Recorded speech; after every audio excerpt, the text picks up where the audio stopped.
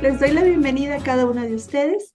Yo soy Tania, Comunidad Educativa Turmalina, y es un gusto poder recibirlos en este espacio. Este es un espacio libre, consciente, de participación abierta a cualquier interesado, y este tipo de eventos los tenemos una o dos veces al mes, para que no se pierdan lo que está ocurriendo, para que estén al tanto de este tipo de eventos, cursos y otros que Turmalina ofrece. Les pido que nos sigan en redes. Estamos en Instagram como Comunidad Turmalina, en Facebook Comunidad Educativa Turmalina, en YouTube igual. Eh, y tienen al alcance seguramente el número de WhatsApp para darnos sugerencias para temas como este, para hacer preguntas y también, ¿por qué no?, conocer más de los cursos que nosotros ofrecemos. ¿Sale? Bueno, entonces yo voy a estar por aquí, muy atenta a lo que ustedes vayan escribiendo, y al término les cuento un poquito en qué vamos. No quiero dilatar más el tiempo, yo sé que los minutos son oro y tienen muchas ganas de saber cómo, inspirados desde la pedagogía Waldorf, podemos acompañar en la crianza de nuestros hijos los límites y la disciplina. Para ello está hoy con nosotros Roberto Gutiérrez desde Argentina. Él es consultor biográfico y la persona idónea para llevar este tema. Bienvenido, Roberto. Qué gusto verte. Gracias, Tania, gracias. Eh, sí, yo, si me permites disentir un poco, no sé si soy la persona idónea, creo que todos los que estamos aquí podemos serlo igualmente. Pero, eso, ¿cómo diste? Aquí te tengo que preguntar. Yo tengo el título, pero me gustaría que lo repitas. ¿Cómo diste en llamar este encuentro? Límites y disciplina. ¿Por qué pasó que Límites. nos Sí, escribían? Te cuento un poco la historia, les cuento a todos. Nos sí. escribían, tuvimos una charla hace tiempo, ya muchos meses, creo que hasta el año pasado, y nos escribían preguntando por ella, y esa charla fue como muy orientada a los papás de kinder. Pero habían preguntas también de kinder, de bebés, de secundaria, de hermanos de diferentes edades, algunos de escuela también. Entonces dije, bueno, vamos a unir y fortalecer al adulto para que pueda afrontar estas inquietudes no tan específicas a cierta edad, porque esto es una charla abierta, y por eso es que te convoqué. Bien. Bueno, muchas gracias. Eh,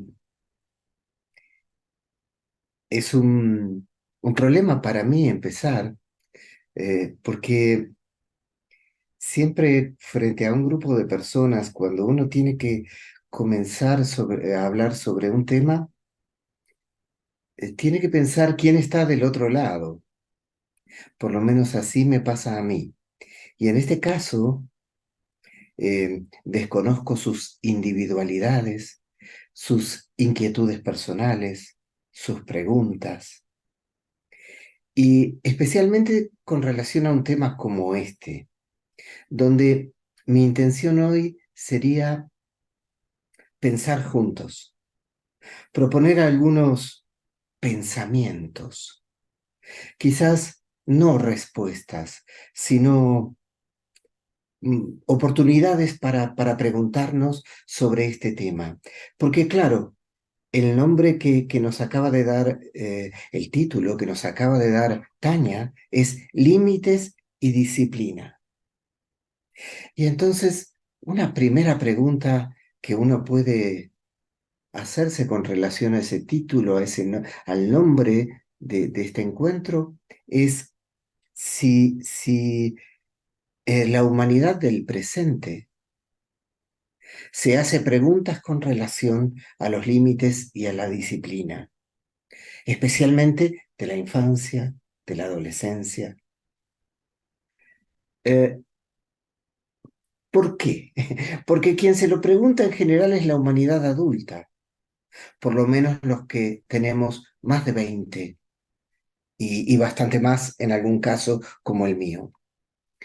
Eh, y tenemos con relación a este tema de los límites y de la disciplina, respuestas quizás aprendidas por la experiencia de vida, por nuestra propia educación, por nuestra propia crianza.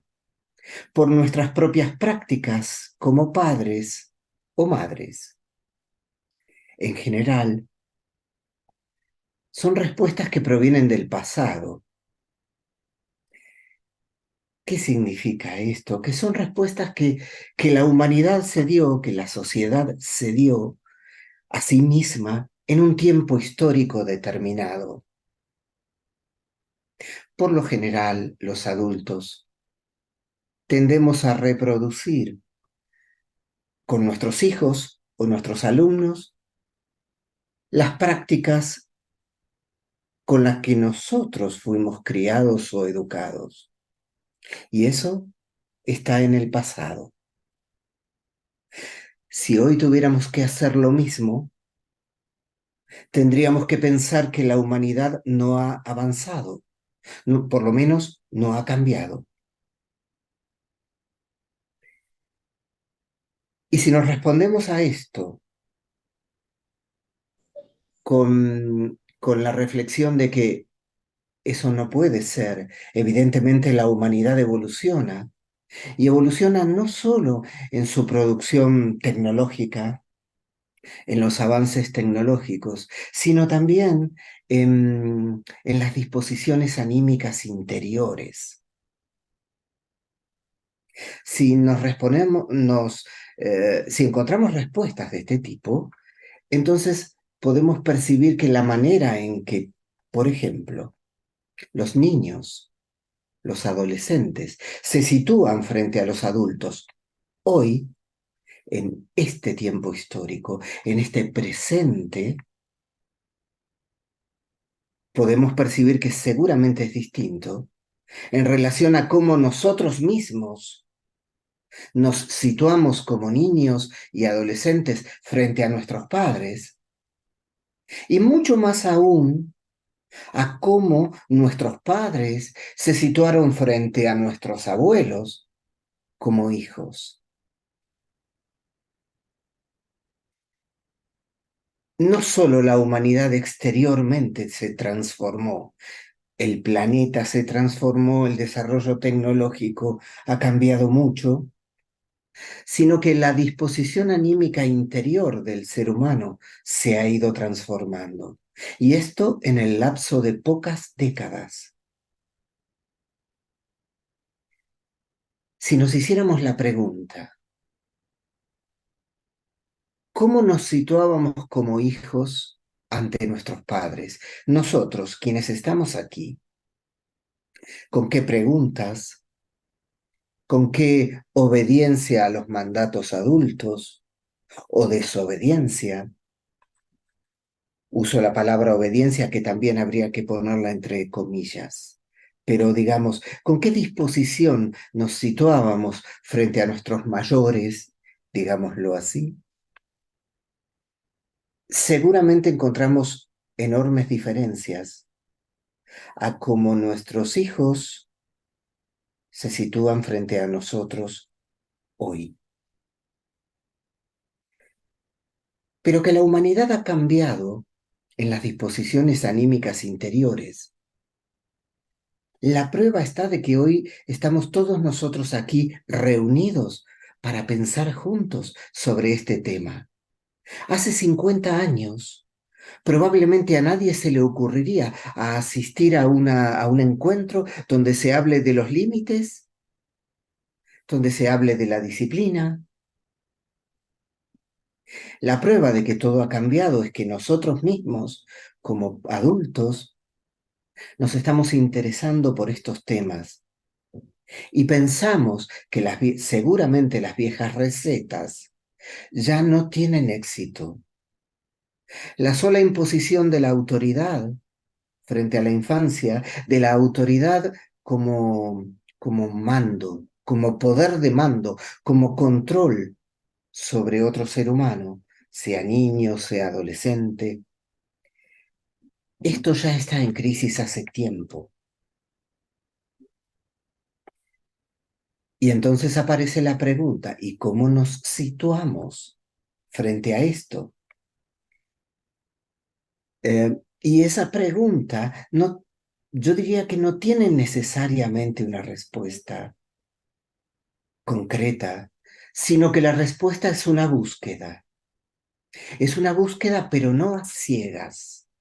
Es una búsqueda a partir de ciertos parámetros, de ciertos criterios para buscar. Quizás un primer criterio es considerar que la disposición anímica interior del ser humano del presente, de fines del siglo XX, principios del XXI, es distinta a la disposición anímica interior del ser humano de mediados del siglo XX y mucho más si seguimos retrocediendo. La autoridad, digamos así, para concebir la idea de autoridad tendríamos que pensar en que quien la detenta la merece, es merecedor de ese lugar y ese lugar se lo damos nosotros por determinados motivos. Eh, Tania mencionó la pedagogía Waldorf. Yo no sé si quienes están aquí conocen algo de pedagogía Waldorf, pero igual voy a mencionar algo relacionado con ella que es más universal que la pedagogía Waldorf en sí misma, solo que la pedagogía Waldorf lo eleva a la conciencia de los maestros. Es el hecho de que el niño, en el segundo septenio de su vida, más o menos en el periodo de la escolaridad primaria, por lo menos ese es el nombre que damos en Argentina, escuela primaria, ¿no? Más o menos entre los 7 y 13, 14 años aproximadamente, tiene un innato respeto por la autoridad amada. Pero claro, no reflexiona sobre si el maestro que tiene frente a sí es merecedor de ese respeto, sino que es una disposición anímica, podríamos decir, inconsciente en el niño, este respeto. O lo era. Depende del adulto que se sitúe frente al niño, como educador, como padre o madre, o como adulto referente de algo. Y aquí otra referencia al pasado. Hace décadas, al menos esta es una realidad en buena parte de Argentina, hay que ver cómo es en el resto de Latinoamérica, pero hace décadas aquí, la sola presencia de la figura adulta era una referencia para el niño o el adolescente. Y se debía cierto respeto y cierta obediencia, digamos, al criterio o las sugerencias de los adultos. Esto era un mandato natural, implícito en la sociedad, en las prácticas familiares, en las prácticas educativas, en las prácticas de crianza. Cualquier desvío de la obediencia era corregido generalmente de manera severa. Y cuanto más atrás vamos en el tiempo, mayor severidad para la corrección de ese denominado desvío. Desvío de la norma impuesta por la autoridad, que estaba representada por el mundo adulto.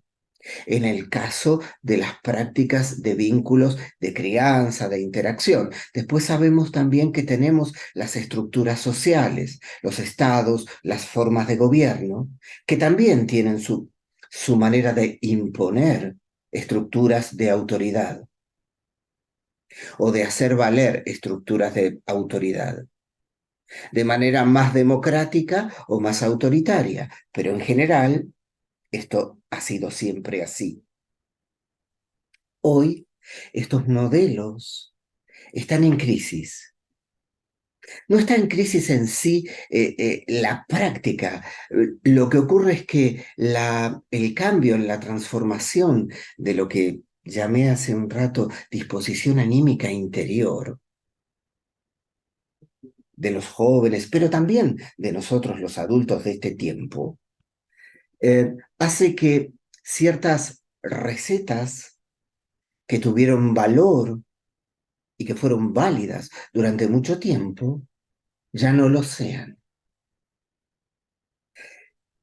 Y como algunos eslogans del mayo francés de la década del 60 decían, no sé lo que quiero, pero sí sé lo que no quiero, podríamos decir que eso es la máxima que, que llevan como estandarte los niños y los jóvenes del presente. Y en muchos casos, tal vez muchos de nosotros también. No sé para dónde, pero sí sé que no quiero que me impongan. Quiero determinar por mí mismo el rumbo y los criterios de mi vida. Nosotros sabemos como adultos que este proceso de la autodeterminación de los criterios que rigen la vida resultan de un proceso. Por lo tanto, el niño pequeño puede autodeterminar solo algunas cosas. Y a medida que pasamos por procesos de desarrollo evolutivo, digamos que el nivel de autonomía crece. Pero si los adultos crece y se amplía, por lo tanto, los límites que restringían las posibilidades son en verdad elásticos, o debieran serlo, y no rígidos. ¿Por qué? El límite debe correrse en la medida en que cada individualidad se desarrolla en autonomía. Y autonomía significa la posibilidad de tomar las riendas de mi vida. Al principio, las riendas de mi vida pueden ser aprender a andar a caminar. Después pueden ser aprender a andar en bicicleta. Y así siguiendo, hasta las grandes responsabilidades individuales. Eh, Ejemplos tenemos cientos, miles. La vida es un ejemplo de eso. En general, un niño pequeño aprende a andar en bicicleta cuando tiene esas otras dos rueditas, ¿sí? Que acompañan para que no pierda el equilibrio. Luego se quita una y queda solo una ruedita que acompaña, entonces anda sobre tres ruedas, hasta que se atreve y domina el equilibrio del cuerpo y puede andar en dos. A partir de ahí conquistó un rango más de autonomía.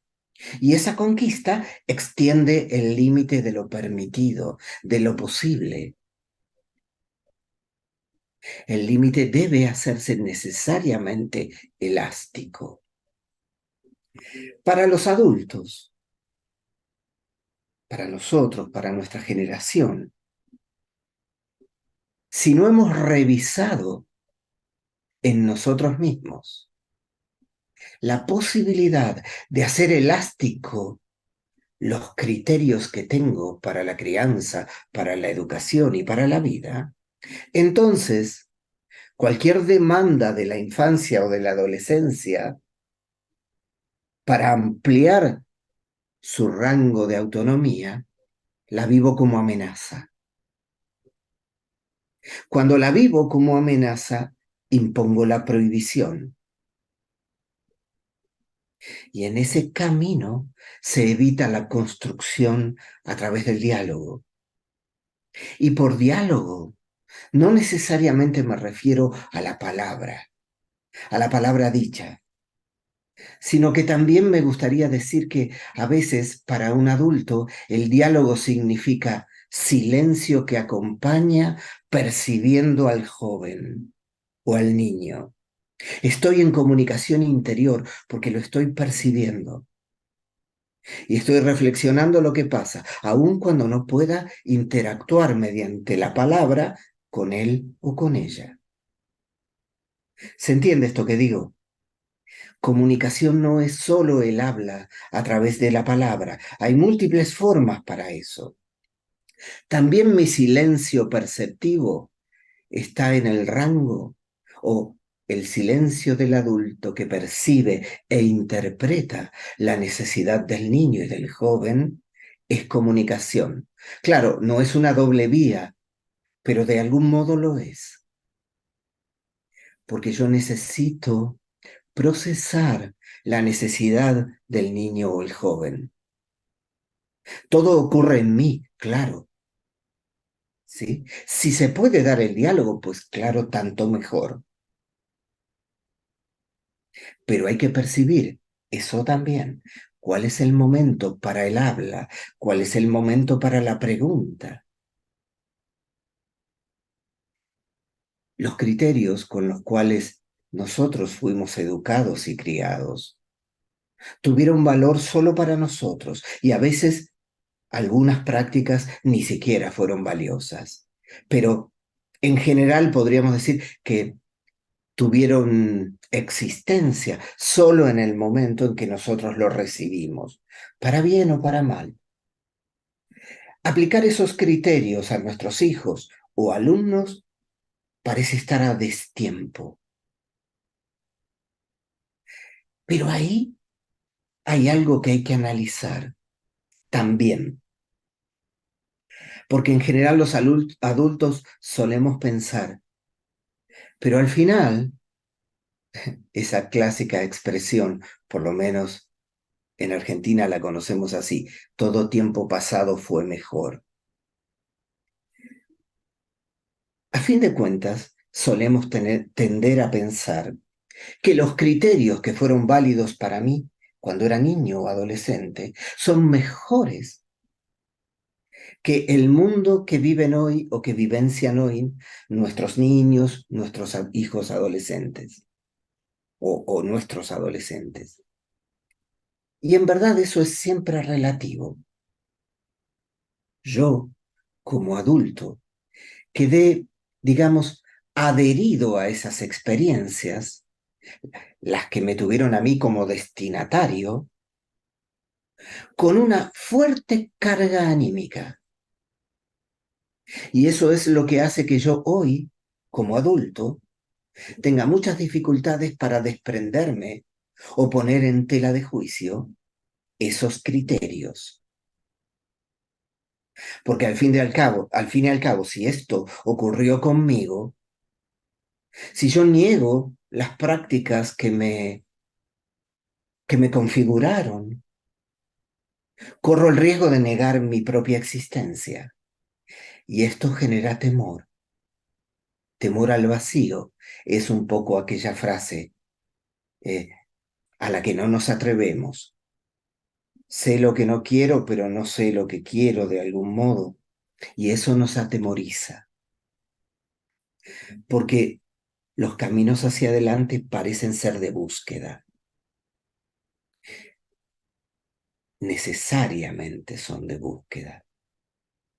Eh, Educar, acompañar el proceso de la infancia, la adolescencia hoy es de un enorme desafío, enorme.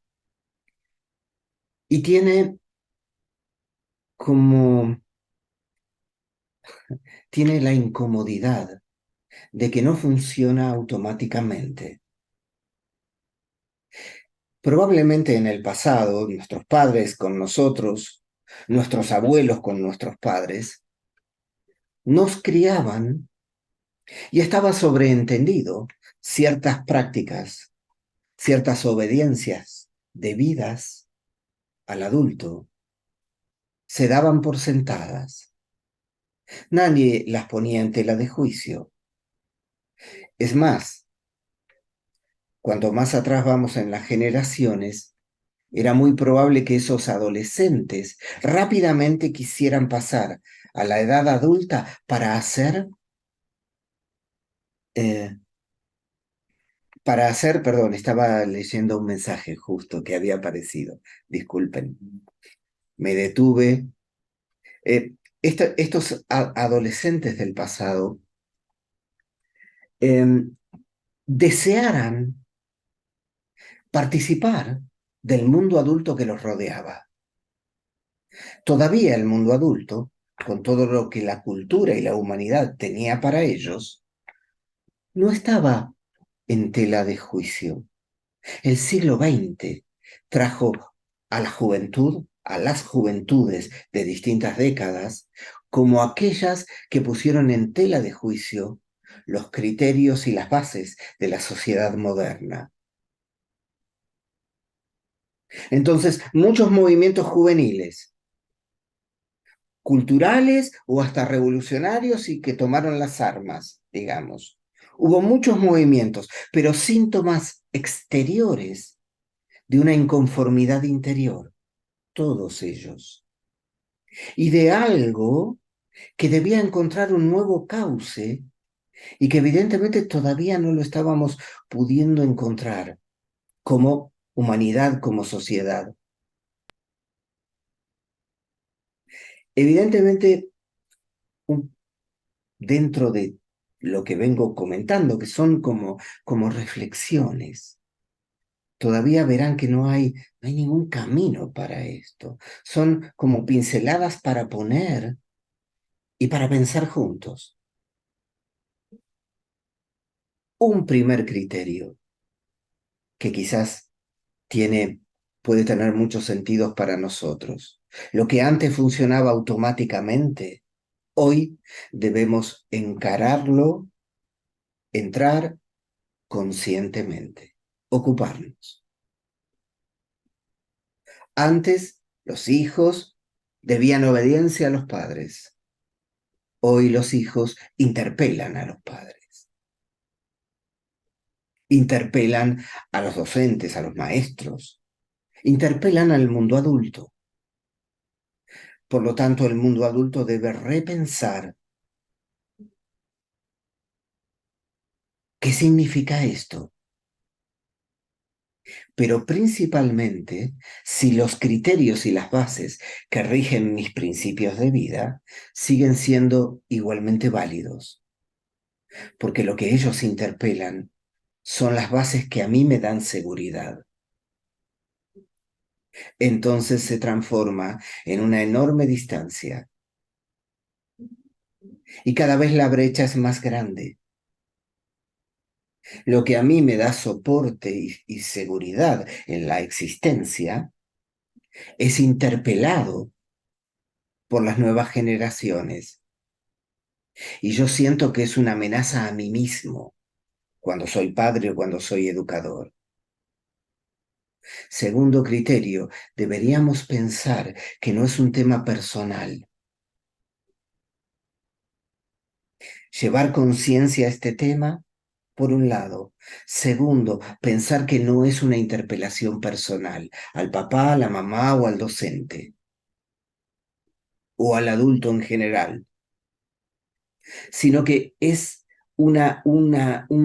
digamos, una revolución interior anímica que pone en tensión las bases mismas de nuestra cultura actual.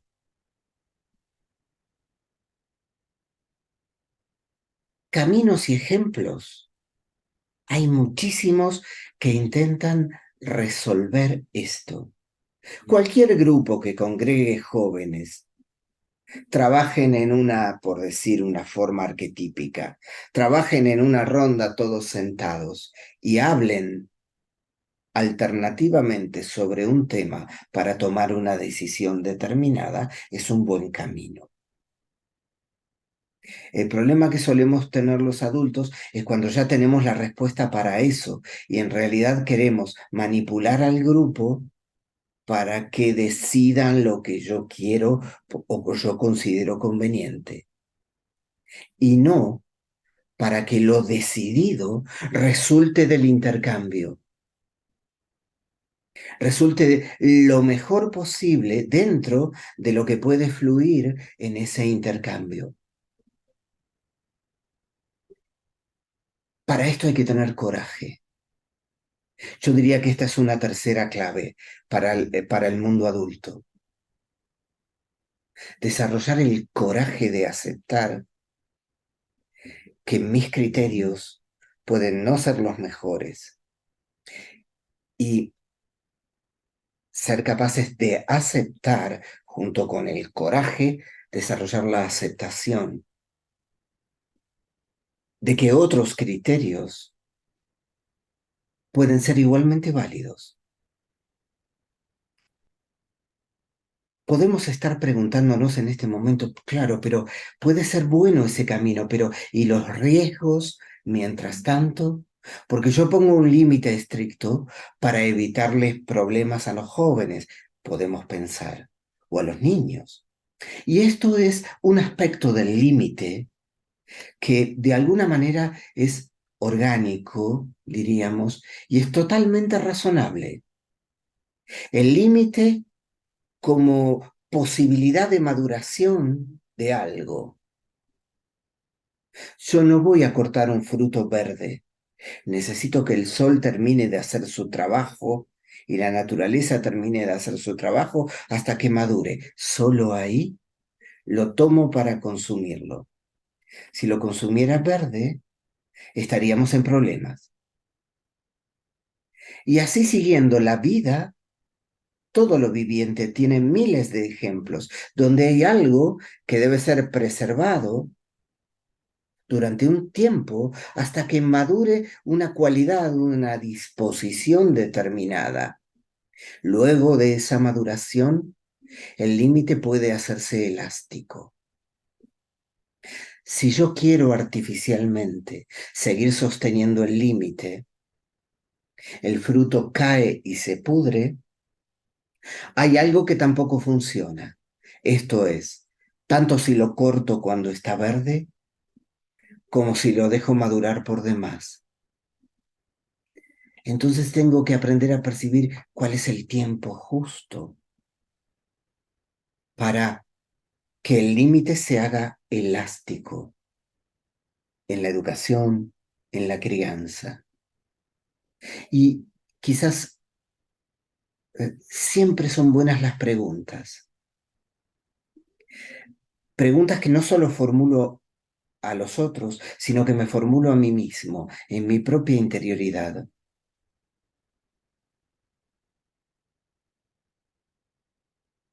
Sí, claro, es correcto hablar de consecuencias a los pequeños, de nuestras prácticas. Sí, por supuesto que sí. Pero eso vale para cualquier acto, digamos. Cualquier acto lanzado al mundo tiene un devenir, sigue actuando, tiene consecuencias.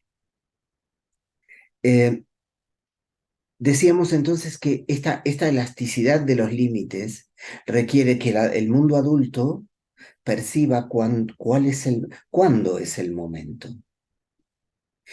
Y la clave para ello seguramente es percibir cuándo el niño, el joven, el adolescente maduró una determinada disposición que no lo ponga en riesgo,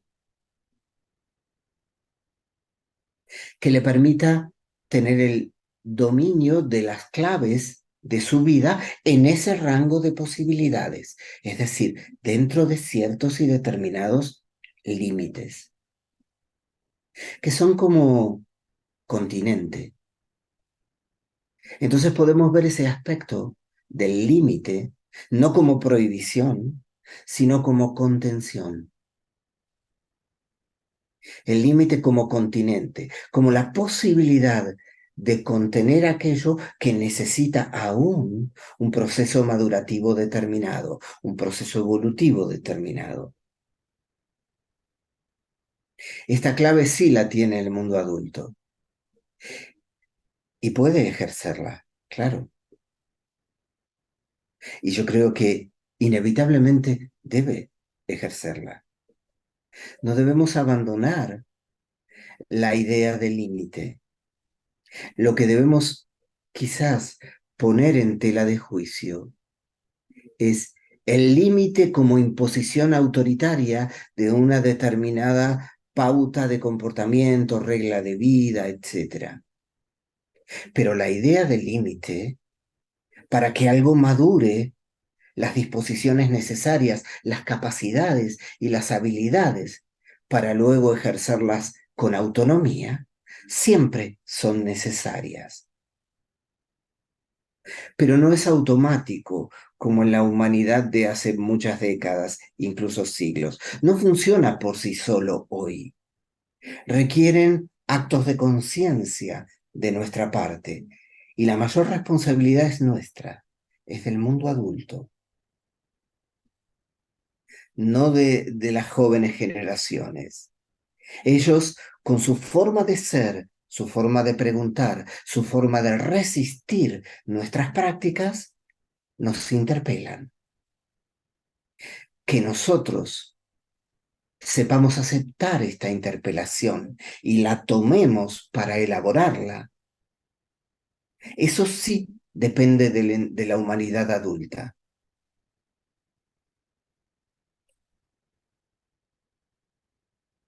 Yo creo que estos indicios, me gustaría volver sobre la idea del límite, la idea de el continente para que algo madure. Por lo tanto, la barrera impide pasarla durante un tiempo. Esta barrera no es rígida, sí es elástica, o debiera serlo. Dentro de dentro de esos límites, de esos rangos, digamos, la vida tiene montones de ejemplos. Durante la gestación de un niño, no puede nacer a los 3 meses y enfrentar las leyes del mundo físico. A los 3 meses de gestación se necesita un proceso madurativo, a partir del cual se está en disposición y en posibilidad de enfrentar la respiración, ciertos órganos formados, etcétera, etcétera. No soy médico, no puedo hablar de eso, pero sí podemos darnos una idea de que por algo, ¿sí? La biología nos coloca en ese lugar. Hay un tiempo madurativo. Durante ese tiempo, el útero materno es el límite, más allá del cual no se puede ir, porque hay ciertas cualidades, disposiciones, etcétera, que no están maduras. Y esto es inequívoco. Por lo tanto, también como adultos tenemos que pensar en que hay barreras que luego se correrán, pero que de momento pueden ser infranqueables por el niño, por ejemplo. Ahora, la manera en que mostramos ese límite es el gran problema, es el gran tema. ¿Cómo aparece el límite? En el caso de la educación Waldorf hay todo un desarrollo de los educadores para trabajar con la infancia estas situaciones. Cuando el límite se impone autoritariamente, el niño queda protegido, es verdad, pero lo que aprendió fue a obedecer. En primer lugar, si no tiene explicación, no conoce las razones por las cuales ese límite está allí. Explicación cuando tiene la posibilidad de comprender un argumento. Cuando es más pequeño, hay otras formas que debiéramos explorar, por lo menos debiéramos buscar de qué manera aproximó la prohibición clásica si se toca o no el fuego cuando el niño es pequeño. ¿Sí? Los adultos corremos para que no se queme. Y esto es una realidad. Siempre hay algunas historias, eh, no sé si conocen esta expresión, pero en la vida práctica hay digamos, el sentido común es muy importante. Si una persona se lanza en paracaídas, eso es por lo menos en algunos sectores, en algunos lugares aquí en Argentina, esto es conocido. Si una persona se lanza en paracaídas, no podemos desarrollar el constructivismo y toda la deconstrucción del proceso para abrir un paracaídas. Se necesita acción y reacción, tirar de la cuerda, tiene que abrirse, porque la vida está en riesgo. Hay áreas donde las cosas son de un modo y hay áreas donde son de otro modo. Cuando queremos trasvasar de un área a otro todo, por ejemplo, estímulo-respuesta, esto de tirar la cuerda, ¿no? Y queremos aplicar esa lógica a toda la vida humana, ahí estamos en problemas. Necesitamos percibir cada situación y actuar en función de la situación. Los casos más delicados sabemos que son las situaciones de vida y los riesgos a los que están expuestos los jóvenes, los adolescentes. Y ahí entramos en un terreno sumamente complejo. En primer lugar, es el mundo adulto el que proporciona estos elementos que dañan. Primera cosa. Es el propio mundo adulto el que proporciona estas distracciones, ¿sí? Y que ponen en riesgo seriamente la vida de las infancias, las adolescencias. Es una primera cosa. La segunda cosa que podríamos percibir es, claro, eso no se puede evitar su existencia. Digo, por ejemplo, las sustancias adictivas, ¿sí? Concretamente. Eso no puede evitarse. Está en el mundo. Entonces uno puede pensar qué es lo que hace que un ser humano necesite ciertas sustancias que de alguna manera son un ensueño, son una suerte de encantamiento, si habláramos como cuento de hadas. Entramos en un encantamiento que después produce repetición y adicción y todo eso que sabemos. Nosotros como adultos, en el deseo y en el anhelo por preservar la salud y la integridad de nuestros hijos, nuestros alumnos, nuestros jóvenes, no sabemos muchas veces por dónde entrarle a esto. Me parece importante pensar lo siguiente, que el comportamiento adictivo es la cara exterior de una disposición anímica interna. La adicción es un punto de llegada, digamos así, no es un punto, digamos, al que se arribó, al que se llegó, a partir de una predeterminada, podríamos decir, carencia interior. Aunque no sepamos cómo resolverlo, y yo para eso tampoco tengo una respuesta, me parece interesante formularnos la pregunta, ¿cuál es el vacío en este joven, en esta joven? ¿Cuál es el dolor?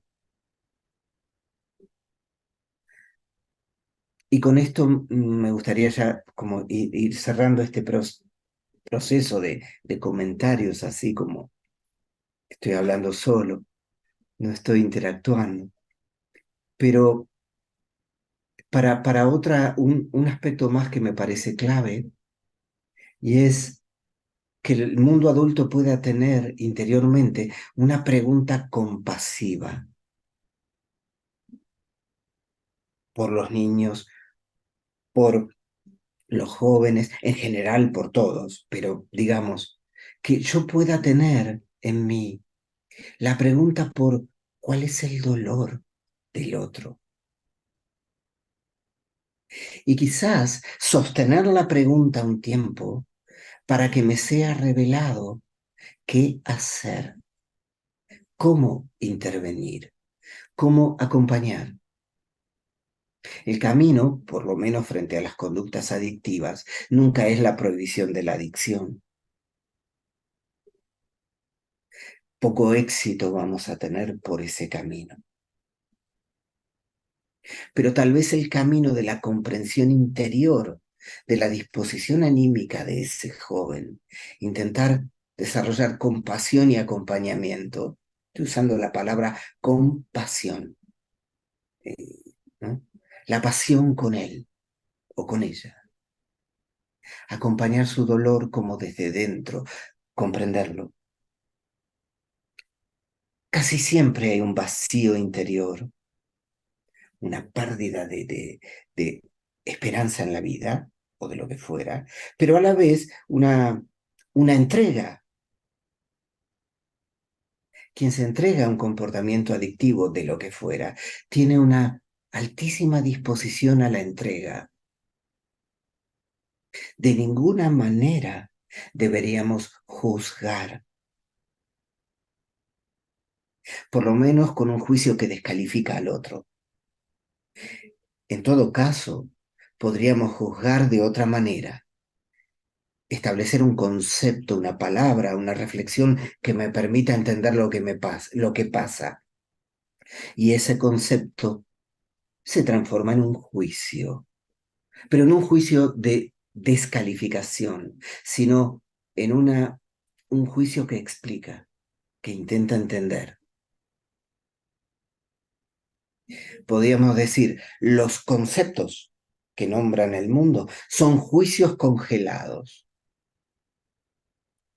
¿Sí? ¿Qué es un concepto? Es un juicio que ha establecido, digamos, se ha fijado para explicar algún aspecto del mundo o de la realidad.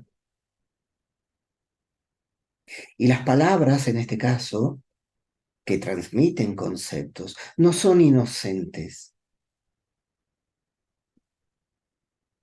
Todas revelan y portan significado. Por tanto, un buen recurso puede ser con qué palabras nombro yo a este joven. ¿Cuáles son los pensamientos que vienen a mí cuando pienso en él o en ella? De esa manera puedo tornarme consciente de los propios juicios o prejuicios que tengo. ¿Y eso para qué? Para emprender un camino de interacción con ellos, que me lleve a la comprensión para actuar y no a la prohibición.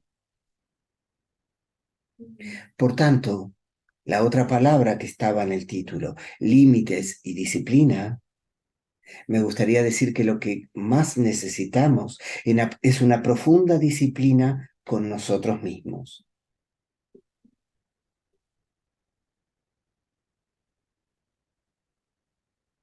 Y no tener tanto la pretensión de corregir algo fuera, sino más bien intentar comprender primero, antes de, de iniciar ese camino de desarrollar una palabra hacia el otro, una acción dirigida hacia el otro.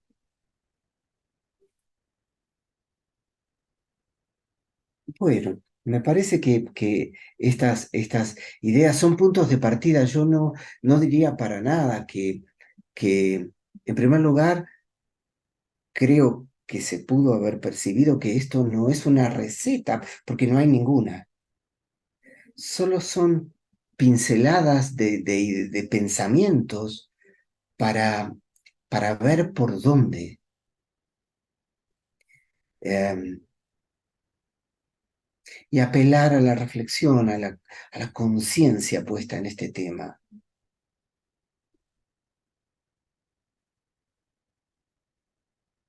Ya, a mí me parece que está bien. Y me dejaría muy contento que ustedes, si nosotros iniciáramos Ahora, un intercambio con preguntas, no sé qué opina Tania, nos podría llevar bastante lejos, pero sí es bueno que de lo que han escuchado polemicen con eso, que también acuerden si vale la pena o que elaboren pensamientos alternativos, si también vale la pena para ustedes. Esa era la idea, mi idea no es convencer a nadie de lo que hablaba porque no tiene para nada esa pretensión, sino hacer como una especie de película de dónde estamos con esto. Faltan cosas, sí, faltan muchas cosas para considerar, de las cuales no he hablado y seguramente muchos de ustedes están pensando sobre eso que falta. Ni hablar. Es así. Yo elegí como algunos senderos, algunos puntos. eh, que me parecían, claro, importantes, pero hay otros que seguramente omití, que son tanto o más importantes que estos. Eh, lo importante es ponernos en movimiento. Esa era la idea.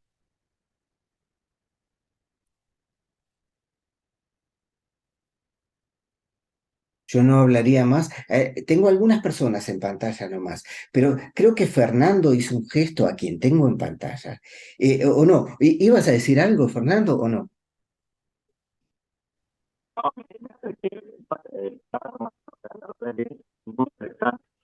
No me escuchas. A ver. Está como mal tu audio. No sé si a mí me sale mal o al resto también. Sí.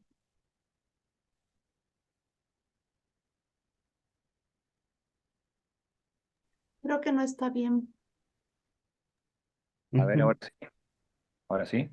Ahora sí, sí, Fernando. Escuchamos. Ahora sí. No, la verdad que es un tema.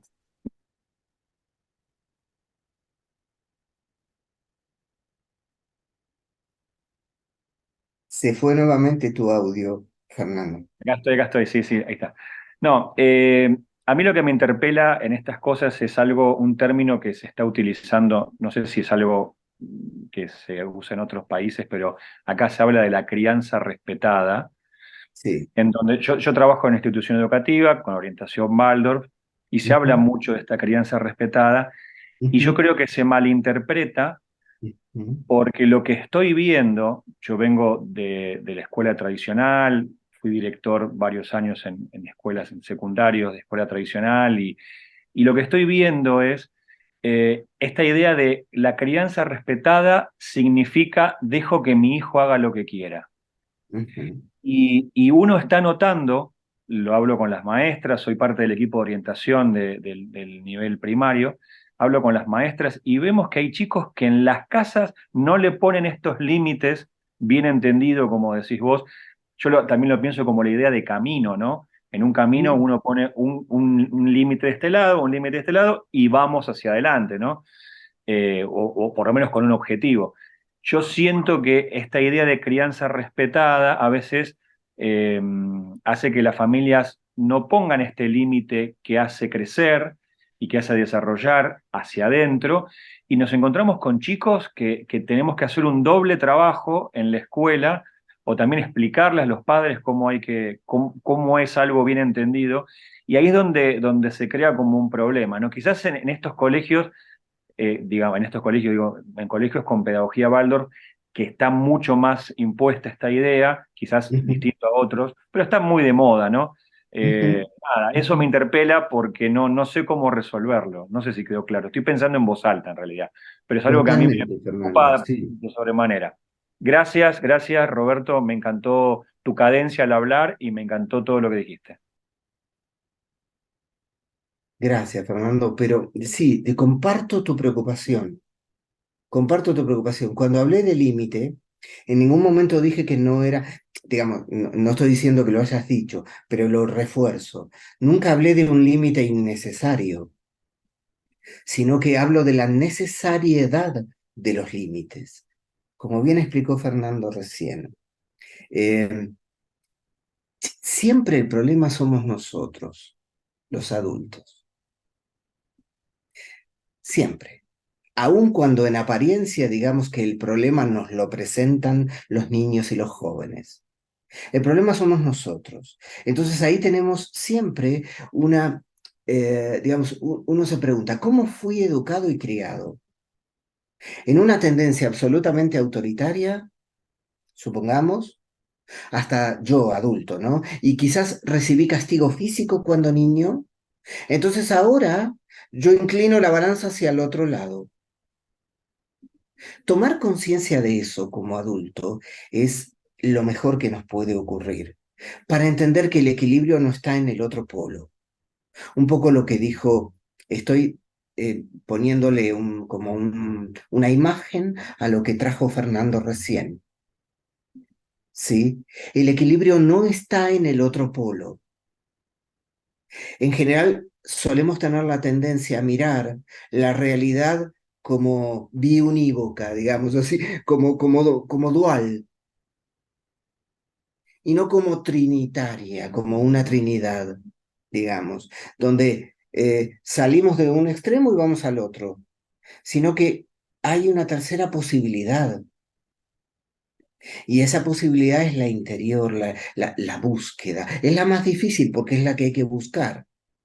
Entonces, si yo voy a decir una imagen que algunos de los que están aquí quizás comprendan plenamente.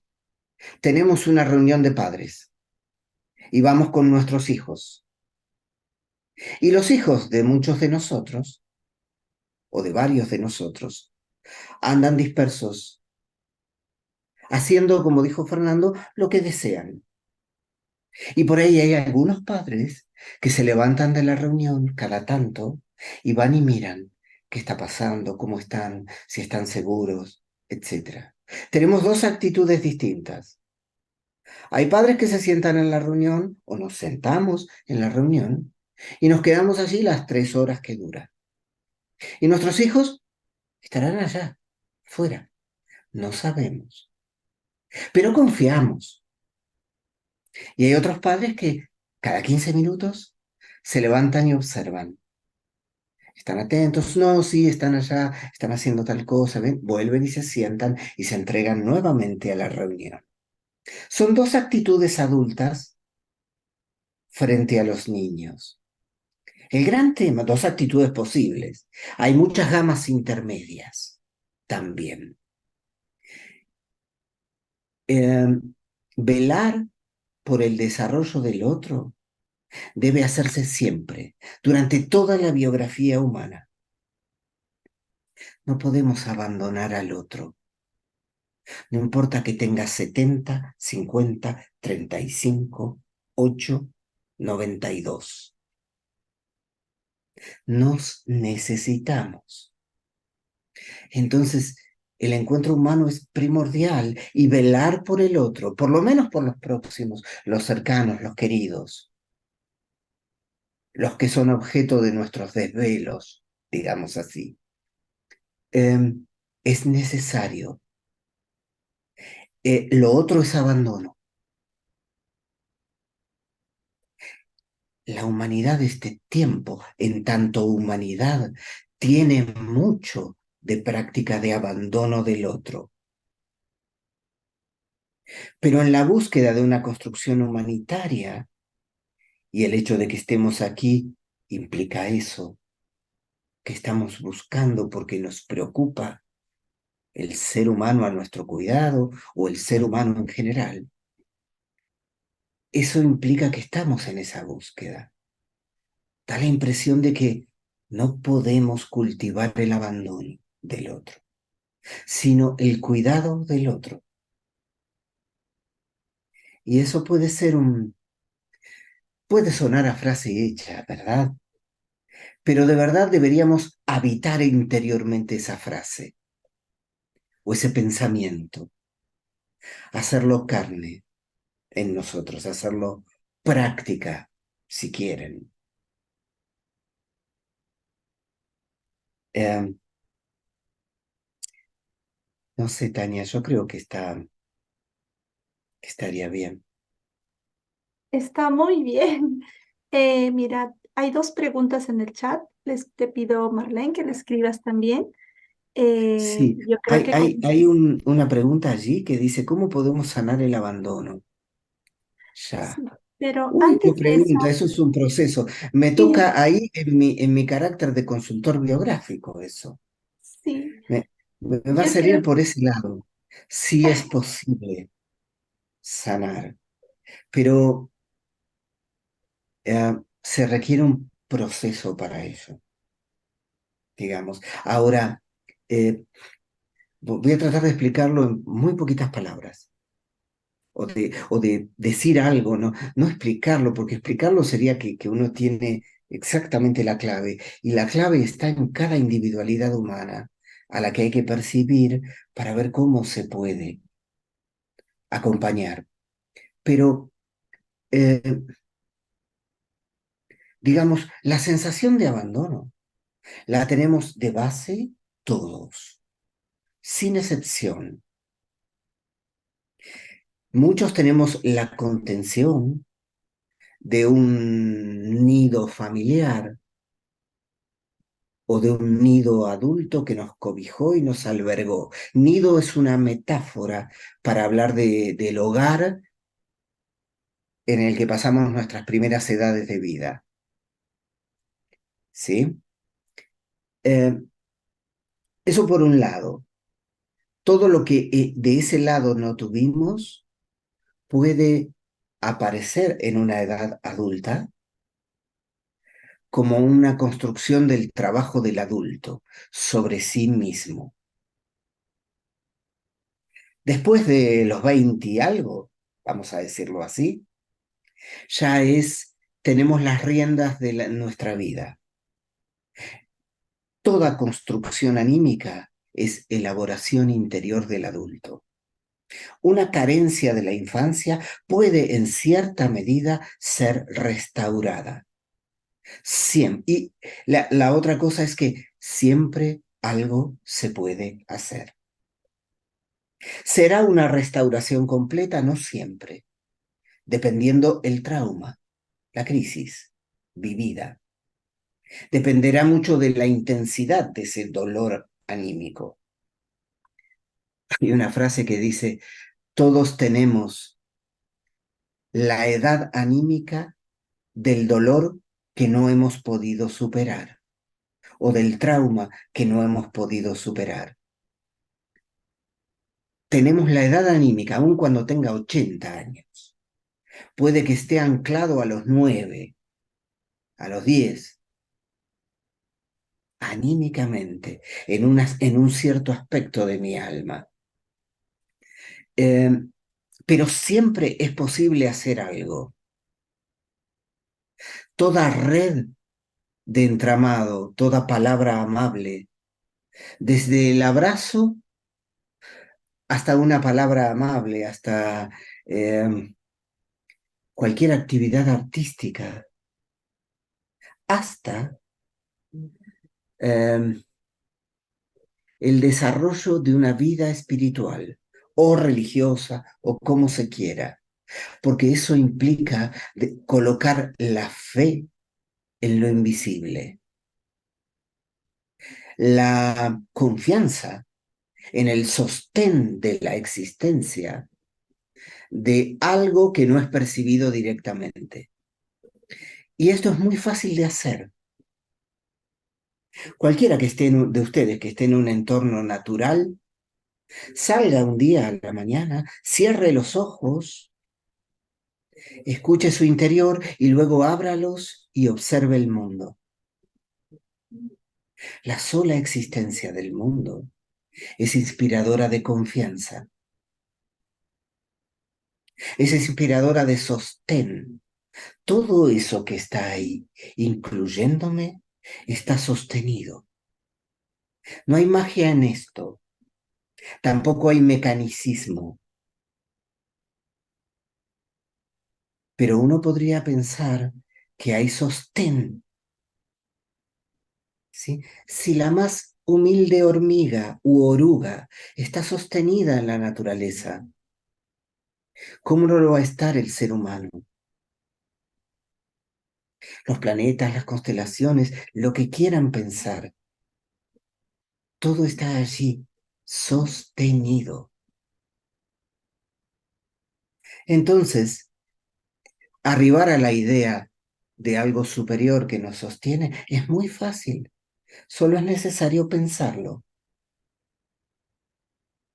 Pero es muy sencillo. La ciencia avanza hasta el Big Bang, más allá del cual no quiere hacerse preguntas, porque dice que eso es mística. ¿Sí? Pero nosotros podemos formularnos esas preguntas. El Big Bang, vieron eso de que se supone que en un momento hubo como un gran estallido, ¿sí? A partir del cual nebulosas, nubes de gases, etcétera. Después se fue chocando todo eso y se armó galaxias, planetas, sistemas solares, etcétera, etcétera. Digamos que podemos aceptar esa idea, pero la explosión, ¿cuál fue la causa? ¿Por qué algo de la nada explota? La nada no existe en el universo. Es interesante eso. Es un pensamiento esperanzador porque todas las teorías científicas actuales, incluyendo la física cuántica, están buscando materia en lo subatómico, ¿sí? En las cosas más chiquititas, más chiquititas, más chiquititas. Si eso existe como materia, entonces no existe la nada. No quiero entrar en esos terrenos que algunos conocerán incluso mejor que yo, pero solo quiero mencionar una cosa. La física cuántica habla de algo que no ve y lo denomina materia oscura. Fíjense, lo llaman materia, de modo que existe. Tiene manifestación exterior, fenomenológica. Y esto significa que la nada no existe en el universo.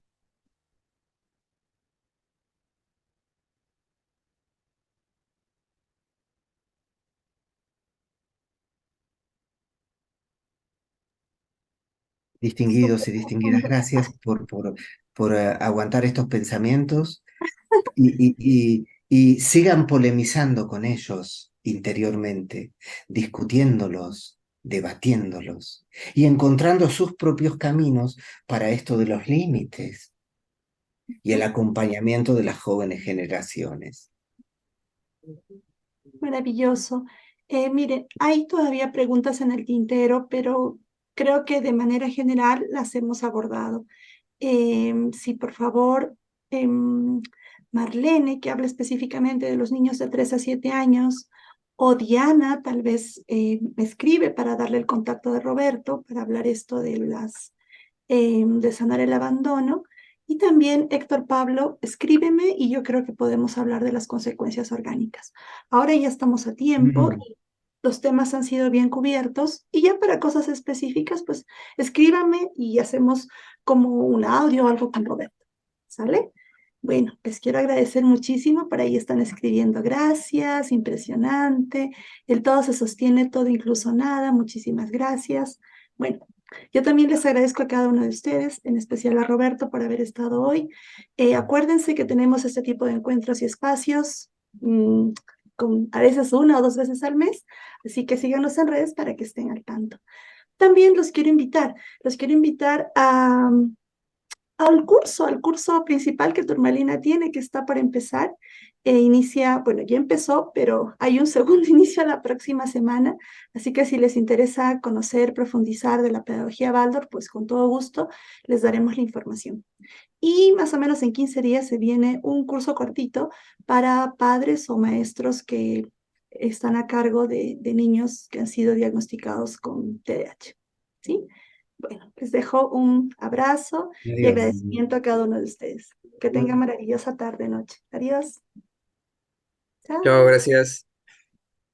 Bye. Muchas gracias, buenas noches. Muchas gracias, Muchísimas Marta. gracias. Desde Perú, muchas gracias. Gracias, interesantísimo. Perú. Sé que está México, veo por ahí también Chile, Argentina, si no me equivoco, Colombia. Maravilloso, gracias. Colombia. Dice Colombia. Andrea. Muchas gracias.